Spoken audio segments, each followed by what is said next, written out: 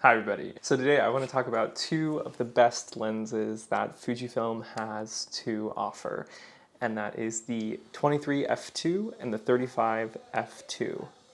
Now, these lenses are both relatively new in the Fujifilm lens lineup. As you noticed in the name, these are the f2 prime variants of the lenses.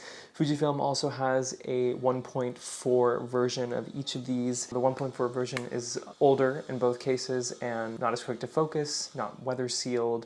So by going with one of these newer primes, you're getting smaller, lighter, faster, weather sealed, cheaper lenses that don't let in as much light, but I think they have some pretty nice trade-offs. So if you're getting into the Fujifilm system for the first time, you're probably looking at one of these lenses. The 23f2 was actually the first lens that I used on my Fujifilm X Pro 2 back when I had that camera a couple of years ago. I loved that lens, and I made a lot of really amazing pictures with it that I still love today. This is a different copy, and I'll talk about this a little bit later on, but I think that this copy of the lens is not as sharp as others because I find that often images shot wide open on this are just really soft and not as pleasing to me as they were with the first 23f2 that I had. So I don't know if it's something going on with this lens. I don't know, let me know if you've had that issue, but I just wanted to get that out there right now. For the most part, these are both really sharp lenses, especially when you stop down a little bit, but even wide open, they're really sharp. F2 is a really great aperture, lets in a good amount of light. You still get nice out of focus area when you're shooting with these, especially with the 35. The 35 is a little bit tighter focal length, so you're gonna get more separation between your subject and the background when you're shooting with this. If you're looking for a versatile lens that can also shoot head and shoulders portraits, the 35 is going to be great for you. 23 is sort of a more open, expansive focal length that is thought of traditionally with like documentary photography, environmental portraiture, travel photography, that sort of thing. Now, what's the difference between both of these? Really, I would say the main difference is the focal length. They're pretty identical in terms of build quality and image quality. They're both weather sealed lenses. They're both made of metal and glass. They're really solid construction. They're both lightweight and really small and compact. They fit super nicely on your X series cameras, especially cameras like the X Pro 3, which I love. I love having the combination of the two of these in my kit. And the great thing is that they're cheap enough to make that possible. The 23 comes in about $450 and the 35 is about $400. No matter where you spend your money, you're going to be happy with these because for what you're getting, it's great value. These lenses are built to last. Like I said, the image quality is superb. They focus really fast. They're super sharp.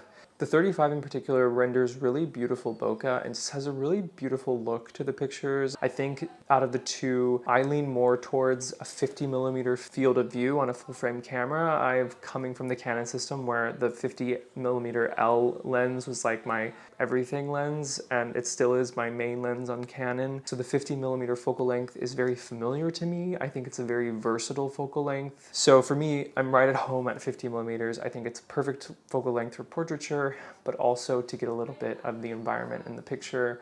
If you're shooting something that's not a portrait, it works great too.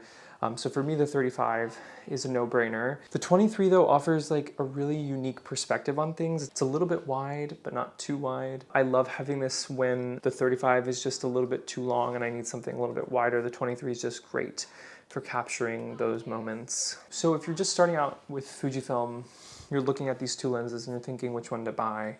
It's really going to depend on what you're shooting. If you're interested in shooting people and you don't need necessarily a wider field of view to capture environmental portraits, I would say the 35 is definitely for you. This is gonna be versatile enough for like most of your needs, but also give you some really beautiful portraits. If you're getting into Fuji for like travel, documentary, street, environmental portraiture, that sort of thing, the 23 is going to be great for you. You might find that the 35 is just a little bit too tight for you, so the 23 is probably the better decision for you in that case. If you want a little bit wider field of view, either way, like I said at the beginning, you can't go wrong with these two lenses. They both offer something really special, and I would say if you can have both of them in your kit, have both of them. It's so nice to have them. They're so light and compact. It's like you can just throw them in your bag and have them with you. These are the two lenses I've had since I bought my X Pro 3, and they've served me really well. A majority of my images from Fujifilm have been shot using these lenses. I have used the 56 1.2, the 90 f2, the 50 f2,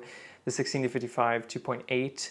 So I've used a lot of lenses. I keep coming back to these, not because the other lenses are lacking or not good. Some of them are optically superior to these two lenses, but I think that these lenses both have character and they're both so small and light that it makes me keep coming back to them and wanting to use them on my camera. I have not had any issues with these lenses. I find that in terms of flaring, the 35 has really a beautiful flare.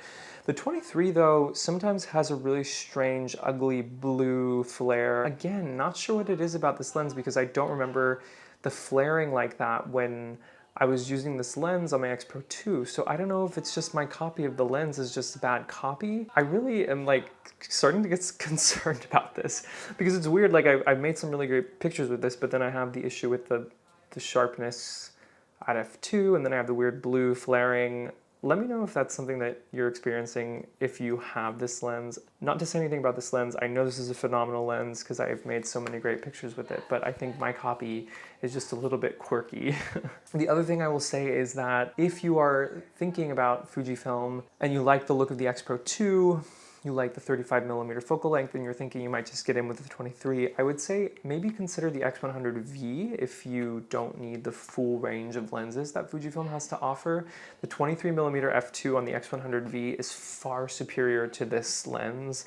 The X100V's lens is just phenomenal. I love that camera so much, and I wish that lens came as a prime for the other X series cameras because the 23 on the X100V is just magic. This, unfortunately, the 23 prime is not that, but it is really good for what it is. The next best thing. So anyway, just throwing that in there, that if you are thinking you might only want to get into Fuji for like a travel, small, lightweight camera to take with you everywhere, you don't need access to all of the lenses that Fuji has to offer, maybe explore the X100V. That might be a better option for you, and it's certainly a better lens. So anyway, thank you for watching. I hope you've enjoyed this short video about these two lenses. I appreciate you leaving any comments down below if you have questions. I hope you've enjoyed some of these example images to see what these lenses are capable of. Let me know which you prefer out of the two, which one you're gonna go with if you are going with one of these. Please consider subscribing. See you in the next one. Bye.